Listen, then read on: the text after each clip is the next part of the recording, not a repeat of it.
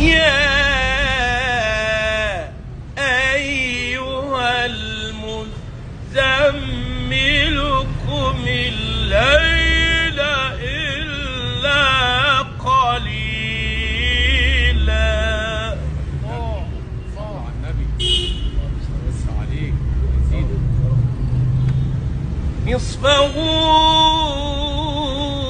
أو انقص منه قليلا أو زد عليه ورتل القرآن ترتيلا.